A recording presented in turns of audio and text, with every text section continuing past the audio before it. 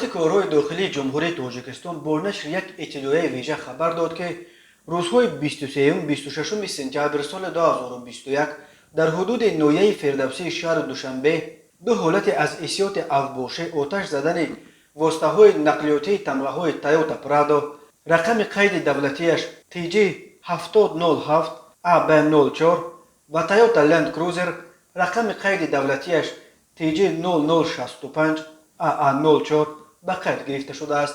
وزارت کارهای داخلی گفت وابسته به این حادثه ها پرونده های جنایتی آغاز گردیده، شخصیت نفران جنایت صادر کرده معین کرده شده، بهر دستگیر و به جوابگری جنایتی جلب نمودن آنها چاره‌بینی های اپراتیوی جستجویی ادامه دارد.